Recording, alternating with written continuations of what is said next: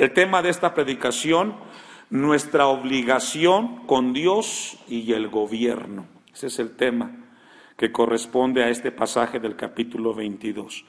Nuestra obligación con Dios y el gobierno. Este evento en la vida de Jesús también la narra Marcos capítulo 12, versículo 13, y Lucas capítulo 20, versículo 19. Así es de que en algún momento de la predicación vamos a ir a esos pasajes para podernos apoyar y conocer un poco más a profundidad del tema.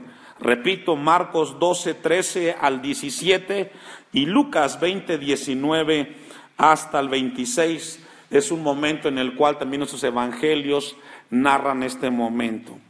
En una ocasión le hicieron una pregunta a un pastor y le dijeron: pastor, ¿cuál es el pasaje que más le ha impactado en su vida o el pasaje que más le ha afectado? Y el pastor contestaba y decía: es muy fácil de contestar. El pasaje que más me ha impactado es el que estoy estudiando en este momento. Y es así. Creo que como pastor y como iglesia nos impacta aquello que estamos revisando. Y este pasaje que tenemos es muy importante porque tiene una grande enseñanza, porque nos habla del caminar del cristiano en esta tierra. Estamos en la última semana en la vida de Jesús. Lo comenzamos a ver desde el capítulo 21, cuando Jesús entra a Jerusalén.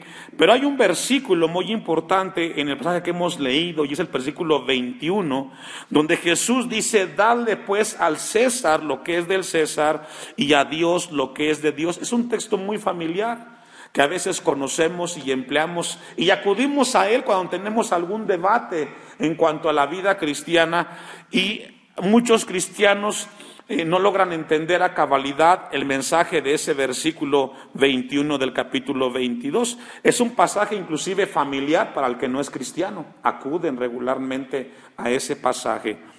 Encontramos entonces que estamos en la última semana de Jesús. Es el miércoles de esa semana, después de que Jesús entró en el capítulo 21 a Jerusalén como el Mesías.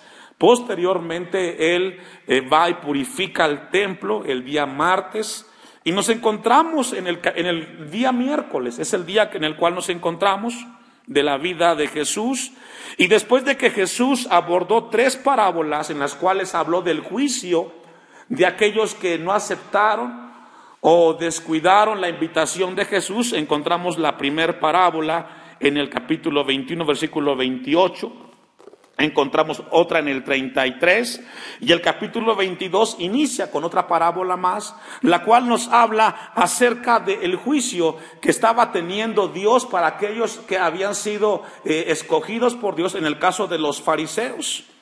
Entonces nos encontramos que después de esas 3 parábolas que Jesús hace en relación a hacer una invitación para que los judíos, los israelitas vinieran a él aborda este tema en el capítulo 22, versículo 15, y dice así: entonces se fueron los fariseos y consultaron cómo sorprenderle alguna palabra. Después de haber dicho la parábola del capítulo 22, la de la fiesta o de la invitación real, después de ese momento en el cual ellos fueron confrontados porque nunca recibieron la invitación. Déjenme dar un poquito de contexto para podernos ubicar. El capítulo 22, versículo 1, nos habla de la invitación real de un rey que tiene una fiesta de su hijo, invita a muchas personas, y según dice el versículo 3, y envió a sus siervos a llamar a los convidados a las bodas, mas estos, ¿qué dice, hermanos? No quisieron venir. Ahí está la parábola, una invitación, pero la gente, ¿qué dice, hermanos? No quiso. Sucedió en el tiempo de Jesús, sucede el día de hoy. La cuestión de Dios no es de que tenemos o de que queremos, simplemente es de que el hombre no desea la invitación de Jesús, está más ocupada en las cosas materiales. Dice el versículo 4, volvió a enviar a otros siervos, diciendo: decid a los convidados, he aquí he preparado mi comida, mis toros y animales engordados han sido muertos, y todo está dispuesto, venid a las bodas. Mas ellos, sin hacer caso, se fueron uno a su labranza otro a sus negocios, y tomando a los siervos los afrentaron y los mataron. Y esto nos habla de aquellas personas que Dios les habla y que regularmente están más ocupadas en las cosas terrenales. Al final Jesús concluye la parábola y les dice, porque muchos son llamados y pocos, que dice, los escogidos. En ese contexto Jesús culmina, y es después de ese incidente o de ese momento que sucede este tema de la cuestión del tributo, como menciona la Biblia. Entonces dice el versículo 15, entonces se fueron los fariseos. Claro, les impactó el mensaje de la parábola y consultaron cómo sorprenderle. Marcos capítulo 12 versículo 13 dice que enviaron a algunos fariseos y de los herodianos para que les sorprendiesen en alguna palabra. Es decir, había una maquinación por parte de los fariseos para poder enredar a Jesús y así poder prenderle y poderlo matar. Lucas 20:19 dice, procuraban los principales sacerdotes y los escribas echarle mano en aquella hora, porque comprendieron que contra ellos había dicho esta parábola, pero temieron al pueblo. Claro, los fariseos se dieron cuenta que el tema era con ellos, fueron confrontados. Dice Lucas 20:20, y acechándole enviaron espías, dice Lucas 20:20, que se simulasen justos. Esto es extraordinario en el sentido malo, por decirlo así, porque dice Lucas que mandaron gente que simulase justos a fin de sorprenderle en alguna palabra para entregarle el poder y autoridad, dice, del gobernador. Estaban maquinando algo muy sucio los fariseos, como dice Lucas, ellos entendieron que era por ellos que estaba diciendo la parábola. Versículo 16 de Mateo. Tenga a su mano Marcos y Lucas, porque vamos a estar yendo constantemente a esos dos evangelios. Y les enviaron, dice Mateo 22:16, los discípulos. Ahora pregunta, ¿por qué enviaron los discípulos de los fariseos? Dice ahí que le enviaron los discípulos de ellos. ¿Con quiénes más, hermanos? Con los herodianos. Aquí hay dos cosas muy importantes. Los fariseos habían estado muy cerca de Jesús, lo habían confrontado. Obviamente Jesús sabía quiénes eran los fariseos, pero no conocían sus discípulos de ellos, que iban a ser inmiscuidos para tentarle y para hacerlo caer en algo que se equivocara, para luego acusarlo, como dice Lucas 20:20, frente al gobernador. Y luego dice que también estaban los herodianos, y aquí es muy importante, hermanos.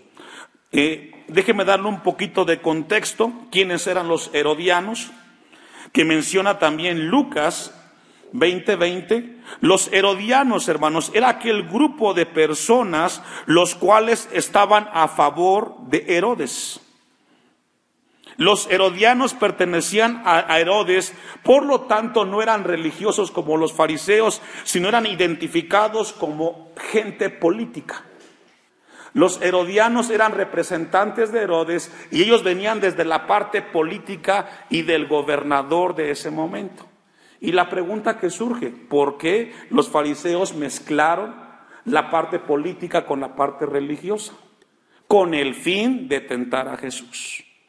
Porque dice el versículo 16 que fueron los discípulos de los fariseos y los herodianos. Ahora, déjenme darle un contexto, hermanos. Los judíos rechazaban totalmente a los romanos porque le pagaban tributo a ellos. Y ellos sabían que la única adoración para los judíos era exaltar al Dios de la Biblia. Por lo tanto, ellos siempre rechazaron la parte política de Roma. Nunca estuvieron de acuerdo, pero para poder llevar su cometido tuvieron que hacer alianza, por decirlo así, con la parte política de Roma, con los herodianos, que eran representantes o eran gente ligada a Herodes. Entonces encontramos a dos grupos, unos antirromanos y otros que eran prorromanos, en el caso de los herodianos. Y entonces va este grupo, los dos grupos, los políticos y los religiosos, y vean cómo llegan a Jesús. Maestro. ¿Cómo le dijeron, hermanos? Maestro. Le dieron el título más alto a Jesús en ese momento. Fue algo en el cual ellos pusieron a Jesús y le dieron el honor más grande en el tiempo judío. Dice el Talmud que el maestro era considerado la persona más respetada porque hablaba de Dios. Entonces llega este grupo de personas y le dicen a él, maestro. Dice el versículo 16, sabemos que eres amante de la verdad y que enseñas con verdad el camino de Dios. Comenzaron a elogiar a Jesús y le dijeron, sabemos que tú eres un hombre de integridad, Jesús. Eres un hombre el cual lo que dices, lo que crees, es porque hay en tu vida convicción. Realmente vives lo que crees, le están diciendo a Jesús en ese momento estos dos grupos. Eres un hombre que habla con la verdad. Cuando una persona llega a ese nivel, nos habla de que tienes un concepto muy real de lo que es el tema de la verdad. Es un hombre muy justo. Y esto nos habla, hermanos, de que realmente Jesús sí era la verdad. Era alguien íntegro, claro que lo era. Pero la motivación de estas personas estaban siendo para atentar a Jesús y para elevarle su orgullo. Dice al final del 16, y que no te cuidas de nadie porque no miras la apariencia de los hombres. Lo que estaban haciendo en ese momento era que Jesús se dejara influenciar por las opiniones de ellos. Todos los seres humanos, cuando alguien les elogia alguna virtud que tiene, se siente muy importante. Y así llegaron delante de Jesús. Comenzaron a alabarlo, eres un maestro con integridad. Le estaban diciendo, no solamente tienes integridad, también hablas de la verdad. Eres un hombre de convicciones, Jesús. No miras la apariencia de los hombres, es decir, no te intimidas de qué gente tengas enfrente. Tú tienes el carácter para confrontarlo, sin importar quién sea el que está enfrente. Entonces dice el versículo 17, dinos, pues, ¿qué te parece? ¿Es lícito dar tributo a César o no? Fíjese que Marcos 12:14, usted me alcanza, dice lo siguiente Marcos respecto a este versículo. Viniendo a ellos le dijeron, maestro, sabemos que eres hombre veraz y que no te cuidas de nadie porque no miras la apariencia de los hombres, sino que en verdad enseñas el camino de Dios. ¿Es lícito dar tributo a César o no? Y Marcos agrega algo más al final. ¿Daremos o no daremos? Es algo tentativo en el tiempo de Jesús. Dice Marcos, ¿daremos o no daremos? Lucas 20:22 dice, ¿no es lícito dar tributo a César o no? La pregunta que le hacen a Jesús es en relación al tributo. Ahora, Mateo 22:17 dice, es lícito dar tributo al César. La palabra tributo, hermanos, la palabra es kensas en el griego. Y esa palabra es obtenida de la palabra censo. Censo. Según el contexto, hermanos, se entiende de que en el tiempo de Jesús tenía que pagarse un tributo al pueblo, al gobierno romano, porque fue censado. Ese es el contexto del tributo.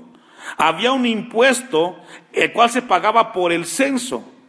Había muchos impuestos en ese tiempo, pero esto era algo muy importante porque cuando se hizo el censo tenía que pagarse un denario. Según la historia, en Roma solamente los césares podían imprimir monedas de plata y de oro, los magistrados de bronce. Y esa moneda representaba la soberanía del César. Entonces habla y dice, es lícito pagar el tributo. El tributo tenía que pagarse con un denario, en el cual estaba la inscripción del César, y hablaba de su soberanía. Esto era una afrenta para los judíos. ¿Por qué? Porque para ellos su Dios solamente, ¿quién era? El Dios de la Biblia. Tener en sus manos una moneda distinta a lo que representaba Dios en la Biblia, para ellos era idolatría a alguien ajeno. Los judíos no podían eso tenerlo en sus manos, menos los fariseos, porque representaba para ellos idolatría. Entonces encontramos que les dicen, En el versículo 17, es lícito o es permitido dar tributo a César. Y ya dijimos que la palabra tributo significa el pago por el censo o el recuento por haber hecho el censo, versículo 18. Pero Jesús, conociendo la malicia de ellos, les dijo: ¿por qué me tentáis? ¿Y cómo les dijo, hermanos? Hipócritas. Ahora, la palabra ahí, hermanos, que encontramos el verbo conocer, nos habla de poder discernir los pensamientos de los demás, y ese es nuestro Señor Jesucristo. No podemos nosotros engañar a Jesús. Dice Juan 2:25, y no tenía necesidad de que nadie le diese testimonio del hombre, pues él sabía lo que había en el hombre. Jesús sabía las intenciones de la pregunta que le habían hecho. Él conocía, él discernió esa parte. Y dice que lo hicieron con malicia, dice Mateo 22:18. ¿Por qué me tentáis? Y los calificó de, ¿cómo, hermanos? De hipócrita. La palabra hipócrita son falsificadores, farsantes, pretender que son justos cuando no lo son. Jesús los calificó y les dijo: hipócritas, ¿por qué me tentáis? ¿Por qué me pones a prueba? Versículo 19, mostradme la moneda del tributo.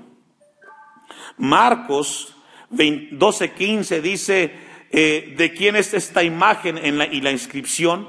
Ellos le dijeron: de César. Dice Lucas 20:14, mostradme la moneda, ¿de quién tiene la imagen y la inscripción? Y respondiendo dijeron: de César. Jesús les pide que le muestre el denario. Imagínense esa escena, los fariseos con los herodianos, la parte religiosa y la parte política. Jesús les pide una moneda, que se la muestren. Sabían que la moneda representaba autoridad y soberanía del gobierno romano. Y encontramos entonces una ilustración. Yo les decía, como contexto en la historia, solamente el César tenía la facultad de imprimir imágenes en plata y en oro, su imagen. Los magistrados acuñaban las imágenes o las leyes en bronce. Ahora, le hicieron una pregunta. Jesús les dice: tráeme a mí la moneda. Cuando ellos entendieron eso, los fariseos que estaban ahí a su alrededor, fue por dos razones. Número uno, la moneda representaba la opresión romana y el hecho de que estaban bajo la autoridad de los gentiles. Eso representaba la moneda para los judíos. Representaba la opresión romana y el hecho de que estaban bajo la autoridad de los gentiles. Cuando un judío tenía en su mano un denario, eso venía a su mente: estamos siendo gobernados por los gentiles y estamos siendo oprimidos. La segunda razón que representaba la moneda es que la imagen que estaba allí inscrita, grabada, ofendía al Dios de la Biblia, al Dios que lo sacó de Egipto. Por esas dos razones ellos hicieron esto con Jesús. Jesús sabía esto, lo que representaba el denario. Dice el versículo 20 de Mateo 22, ¿de quién es la inscripción? ¿De quién es el icono que está ahí? ¿De quién es la imagen? Y obviamente dice el versículo 21, y le dijeron: ¿de quién? Del César. El César, en el tiempo de los judíos, representaba la adoración máxima. El César era alabado en el tiempo en el tiempo de Jesús. Muchos cristianos judíos murieron por causa de no adorar al César. El César representaba adoración. Inclusive, fíjese, yo me encontré con este dato. Tanto el César como los magistrados representaban la jerarquía de sacerdotes en el tiempo de Jesús. Era una figura muy importante. Entonces el César era un sumo sacerdote en la parte secular en el tiempo de Roma.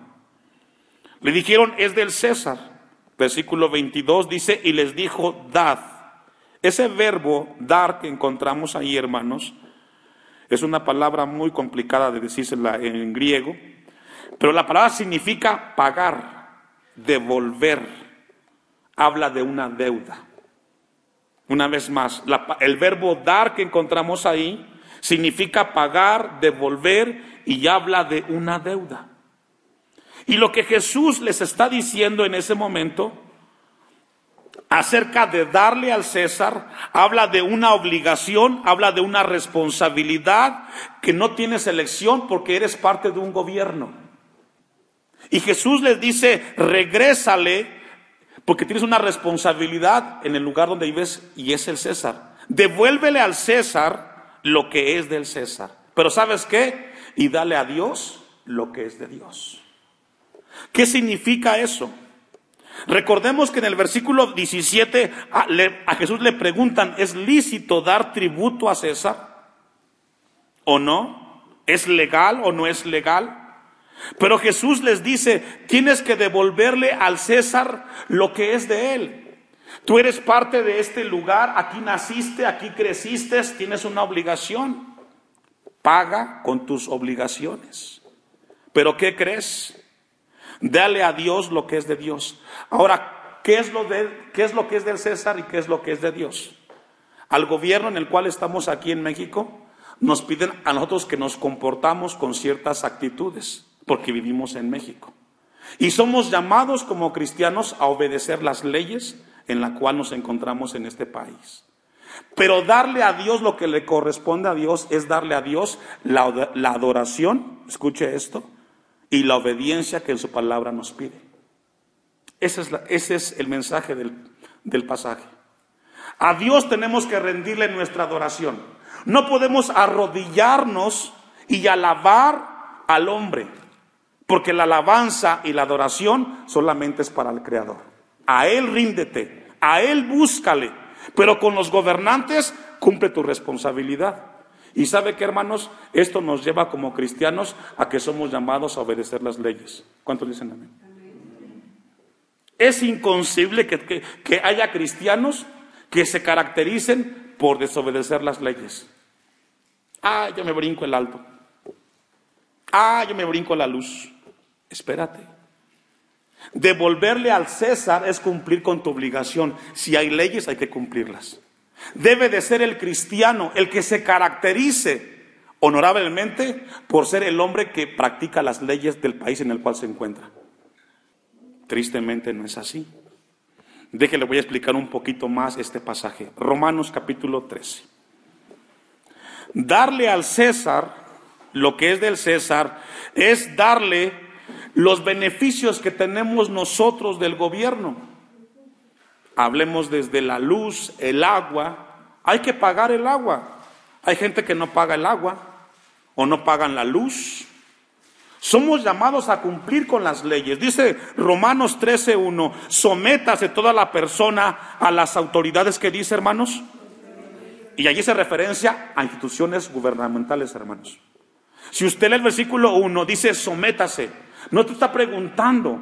Es un deber del cristiano sujetarse a las leyes. Cuando Jesús le dice en ese momento en Mateo 22, dale al César, cumple con tus obligaciones. Debes de ser un hombre que cumpla las responsabilidades. Pero ¿sabes qué? A Dios dale la alabanza, a Él dale la gloria. Dice Romanos 13:1, porque no hay autoridades sino de parte de Dios, y las que hay por Dios han sido establecidos. Se refiere aquí, hermanos, de que Dios estableció todos los gobiernos, aún los malos. Dios tiene control de ellos. Versículo 2. De modo que quien se opone a la autoridad, a lo establecido por Dios, resiste, y los que resisten acarrean condenación. ¿Qué dice, hermanos? Y ahí están los ejemplos de cristianos. Se pasaron la luz y tuvo que venir la policía a infraccionarlos. Dios estableció el gobierno como estableció la familia, hermano. Así de ese nivel. Así como Dios estableció la familia y también la iglesia, también Dios estableció los gobiernos para que gobiernen a la gente socialmente hablando. No es una ocurrencia del hombre. Y allí encontramos entonces el tema, acarrean condenación para sí mismos. Y allí encontramos a mucha gente cristiana envuelta en problemas porque nunca aprendieron a sujetarse a las leyes. Versículo 3. Porque los magistrados no están para infundir temor al que hace el bien, sino ¿a quién, hermanos? Al mal. Ahí está. Las leyes, ¿para quién son, hermanos?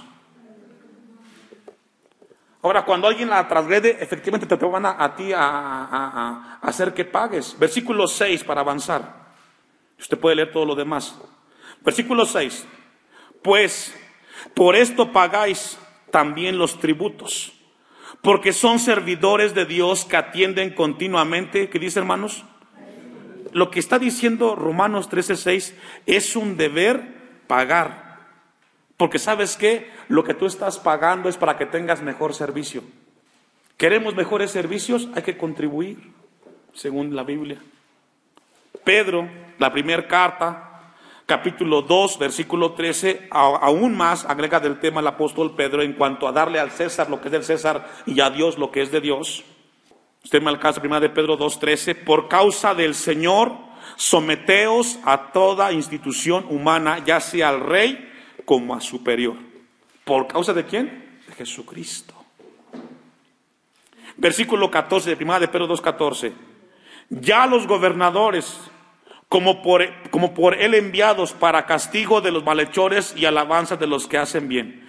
Porque esta es la voluntad de Dios, que haciendo bien hagáis callar la ignorancia de los hombres, que dice, hermanos, insensatos. Es decir, tú puedes callar la boca de los que critican a los cristianos, que dicen que no son buenos ciudadanos. ¿Sabes cómo? Obedeciendo las leyes del país en el cual te encuentras. El mal testimonio de los cristianos, los más rebeldes en contra de las leyes.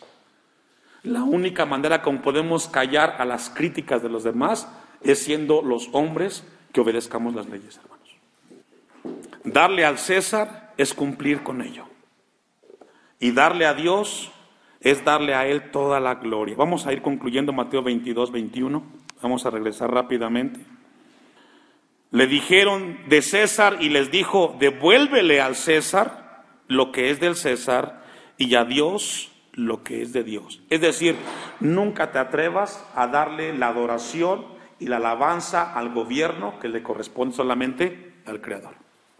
Hoy, yo veía ayer la noticia y veo ahora con la cuestión política cómo el hombre va detrás del hombre buscando la solución y se levanta el hombre como la esperanza. No, la única esperanza para ti y para mí se llama Jesucristo. Solamente a Él ríndete. Dale lugar al hombre. Colócalo ahí, tiene un lugar. Pero ¿sabes qué? La adoración y seguir solamente a Dios. Eso significa darle a Dios lo que es de Dios. Dale a Dios lo que le corresponde. Tu vida, tu voluntad, tu adoración, tu alabanza.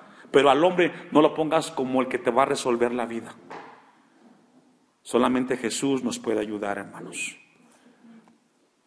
Ahora, vea cómo concluye todo esto. Entonces ya dijimos que la adoración y la alabanza, ¿solamente a quién? Y aún más, dijo un comentarista respecto a ese versículo, la lealtad y el juramento solamente a Dios, a los hombres jamás. La lealtad solamente a Dios, porque Él es el que te guardará. Dice el versículo 22, oyendo esto, les impactó. ¿Por qué? Porque iban con la intención de tentarlo, de hacerlo caer. ¿Pero qué creen? Recibieron una enseñanza como usted y yo esta tarde. Cumple con tus obligaciones. Cumple con las leyes. Calla la boca de los críticos y da la alabanza a tu Dios. Es nuestro deber. Lo que va a traer, yo lo he dicho muchas veces a la gente a este lugar, es que los cristianos seamos aquellos que cumplan. Cuando usted es una persona incumplida, hermano, usted se contradice con lo que dice la Biblia. Por eso el tema que Dios nos da esta noche es nuestra obligación con Dios. ¿Cuál es? Alabanza, lealtad, adoración. Y con el gobierno, cumple con las leyes. Cumple con tus obligaciones, con tus responsabilidades, para que seas la sal de esta tierra y la luz de este mundo. Póngase de pie, vamos a darle a Dios gracias por su palabra.